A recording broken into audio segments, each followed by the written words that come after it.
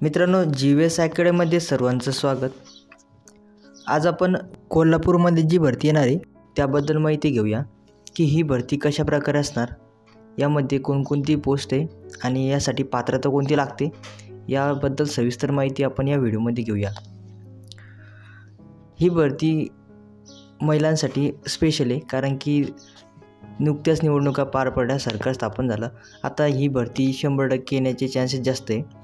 आता ही भरती कोणता विभाग घेणार आहे, तर महिला व बालविकास विभाग महाराष्ट्र शासन हा भरती आणू शकतो किंवा काढणार आहे।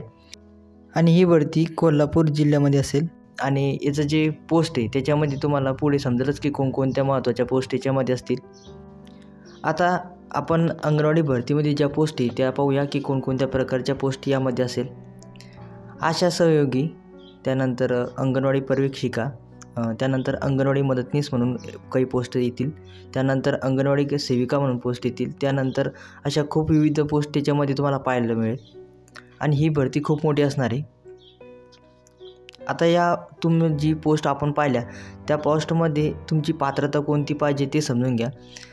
जर तुम्ही आशा सहयोगी म्हणून फॉर्म भरत असाल तर त्यासाठी 8वी पास अशी उत्तीर्ण तुम्हाला असायला पाहिजे, म्हणजे तुम्ही 8वी पास असायला पाहिजे। जर तुम्ही अंगणवाडी पर्यवेक्षिका म्हणून फॉर्म भरत असाल तर तुमच्याकडे पदवी असायला पाहिजे। त्यानंतर तुम्ही अंगणवाडी मदतनीस म्हणून फॉर्म भरत असाल तर तुम्हाला 10वी उत्तीर्ण असायला पाहिजे। आणि आशा सेविका म्हणून फॉर्म भरत असाल तर तुम्हाला 12वी उत्तीर्ण असायला पाहिजे। अशा वेगवेगळ्या इथे लिमिट आहेत। आता जर तुम्हाला फॉर्म भरायचा असेल तर तुमचं वय किती असायला पाहिजे ते समजून घ्या। यामध्ये तुमचं वय हे कमीत कमी 18 वर्षापासून ते 40 वर्षापर्यंत तुमचं वय असायला पाहिजे। याच्या दरम्यान तुम्ही असाल तर तुम्ही नक्की फॉर्म भरू शकता। आणि एक महत्त्वाची सूचना अशी की हा फॉर्म भरताना फक्त स्थानिक महिलाचाच विचार केला जातो, दुसऱ्या महिलेचा विचार केला जाणार नाही। समजा तुमच्या गावामध्ये पोस्ट असेल तर तुम्ही तुमच्या गावातलीच महिला निवडल्या जाईल। तालुक्यामध्ये असेल तर पूर्ण तालुक्यामधल्या जेवढ्या महिला असेल तेवढ्या पात्र असतील। या भरतीसाठी आता पात्रता पाहूया कोणती इथं, म्हणजे तुमची जी शैक्षणिक पात्रता आहे ती समजून घ्या। अंगणवाडी भरतीसाठी अर्ज करण्यासाठी कमीत कमी महिलाचं आपण एज्युकेशन पाहिलं त्याप्रमाणे 8वी, 10वी, 12वी आणि ग्रॅज्युएशन एवढ्यापर्यंत तुम्ही हा फॉर्म भरू शकता। सोबत तुम्हाला उच्च शिक्षण जर आणखीन चांगलं असेल, तुम्ही पोस्ट ग्रॅज्युएशन जर केलं असेल तर तुम्ही हा नक्की फॉर्म भरू शकता। यासोबत तुम्हाला कम्प्युटरचे ज्ञान असलं पाहिजे। आता कम्प्युटरचं ज्ञान कसं ओळखलं जातं, तर तुमच्याकडे MSCIT किंवा SSS केलेला कोर्स पाहिजे। आणि MSCIT जर तुम्हाला करायचं झालं तर मी ऑलरेडी व्हिडिओ बनवलेला आहे, त्याबद्दल तुम्ही तो एकदा व्हिडिओ पहा। वरती एक लिंक आहे, तिच्यावर जाऊन तो व्हिडिओ पाहिल्यानंतर MSCIT सर्टिफिकेटबद्दल काही डाऊट असेल तर एक नंबर दिलेला आहे शेवटी, तिच्यावर मला SMS करा, मी तुम्हाला त्याचे डाऊट क्लिअर करून। त्यानंतर महिलांना प्राधान्य म्हणजे जर तुम्ही बालविकास आणि पोषण याबद्दल एक सर्टिफिकेट घेतलं असेल किंवा एखादा डिप्लोमा केला असेल तर तुम्हाला त्या भरतीमध्ये प्राधान्य दिलं जातं। आपण पाहिलंच की अंगणवाडी भरतीमध्ये त्यांसाठी 8वी ते 10वी पास लागेल, अंगणवाडी सेविकासाठी 10वी 12वी उत्तीर्ण पास लागेल आणि अंगणवाडी पर्यवेक्षिकासाठी पदवीधर अशी त्यांना क्रायटेरिया दिलेलं आहे। तुम्हाला डॉक्युमेंट कळाले किंवा पात्रता कळाली असेल तर आता आपण याचे कागदपत्रे म्हणजे जे डॉक्युमेंट लागतात फॉर्म भरण्यासाठी आणि सिलेक्शन होण्यासाठी ते पाहूया।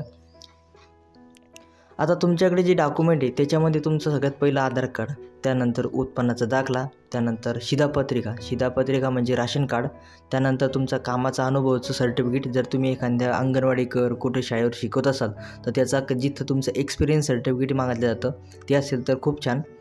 तुमच्याकडे जात प्रमाणपत्र असायला पाहिजे, म्हणजे तुमच्याकडे कास्ट असायला पाहिजे।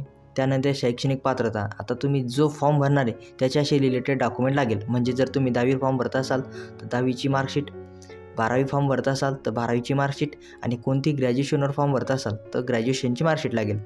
आणि त्याच्याकडं अधिवास प्रमाणपत्र असायला पाहिजे, म्हणजे तुम्ही महाराष्ट्राचे रहिवासी, आपण त्याला डोमिसाईल म्हणतो, ती तुमच्याकडे असायला पाहिजे। हे झालं यासाठी कागदपत्रे। आता याची निवड प्रक्रिया कशी असणार ते समजून घ्या। याच्यामध्ये तुमचं गुणवत्तेच्यानुसार तुम्हाला तिथे निवडल्या जाणार आहे, म्हणजे ज्याच्याकडे 10वी 12वी आणि ग्रॅज्युएशनच्या जेवढे चांगले मार्क आहे त्या लिस्टनुसार तुमची एक लिस्ट तयार होईल। त्या लिस्टनुसार तुम्हाला तिथे मुलाखतीसाठी म्हणजे इंटरव्ह्यूसाठी बोलवलं जाईल। आणि इंटरव्ह्यूमध्ये ज्यांना चांगले मार्क मिळाले, ज्यांना ऑलरेडी चांगला स्कोर होता 10वी 12वीमध्ये, तर त्यांचं सिलेक्शन होण्याचे चान्स सगळ्यात जास्त आहे। आता या अंगणवाडी फॉर्म कसा भरायचा, जी ऑफिशियल वेबसाईट आहे ज्याला आपण womanchild.maharashtra.government.in ही वेबसाईट मी तुम्हाला डिस्क्रिप्शन लिंकमध्ये देईल, तिच्यावर तुम्ही जा। तिथे RTOची लिंक असेल तिच्यावर क्लिक करा आणि फॉर्म भरा. आपण डॉक्युमेंट त्यानंतर पात्रता सगळी क्लिअर सांगितलेली आहे. फॉर्म भरताना काही अडचण आली किंवा तुमचं काही अडचण असेल, काही प्रॉब्लेम असेल तर मी ते क्लिअर करून देतो. तुम्हाला फॉर्म भरताना तुमच्या गुणवत्ते आधारावर तुम्हाला ऑनलाईन फॉर्म भरायचा आहे. तुमची शैक्षणिक पात्रता, तुमचं नाव, पालकाचे नाव, मोबाईल नंबर किंवा पालक नसेल तर लग्न झाले असेल तर नवरा, मोबाईल नंबर, जन्मतारीख आणि तुमचा पूर्ण पत्ता तिथे सविस्तर भरायचा आणि फॉर्म सबमिट करायचा. जर तुम्हाला साईटवर फॉर्म दिसत नसेल तर ऑफलाईन एकदा तुमच्या समाज कल्याण विभागामध्ये किंवा महिला व बालविकास विभागामध्ये, आपण ज्याला पंचायत समिती म्हणतो, तिथे जा. विचारा की अंगणवाडी भरतीबद्दल काही माहिती आहे का, तर ते तुम्हाला एक ऑफलाईन फॉर्म देतील, तो भरा आणि एखादा SMS किंवा तुम्हाला फोन येईल, त्याबद्दल जागृत राहा. या भरतीचा रिझल्ट कसा लागेल ते पाहूया. ज्या महिलांनी फॉर्म भरला असेल त्यांची एक लिस्ट तयार होते. त्यानंतर तुम्हाला तुमचा इंटरव्ह्यू होतो आणि इंटरव्ह्यू झाल्यानंतर तुम्हाला जसे तुमचे मार्क मिळाले असेल त्याच्यानुसार तुम्हाला एक यादी तयार केली जाते. या यादीनुसार तुमची गुणवत्ता, तुमची कागदपत्र आणि तुमची मुलाखत कशी केली त्याच्यावर एक लिस्ट तयार होईल फायनल. त्या लिस्ट तयार झाल्यानंतर तुमचा जो निकाल आहे तो त्यांच्या ऑफिशियल वेबसाईटवर मिळेल किंवा तुमची जी ग्रामपंचायत आहे, तुमची महानगरपालिका, जी नगरपालिका आहे, तिथे तुम्हाला त्यांच्या एक डॅशबोर्डवर तुमचा रिझल्ट तिथे पाहायला मिळेल. हा व्हिडिओ आवडला तर नक्की लाईक करा, चॅनलला सबस्क्राईब करा. धन्यवाद.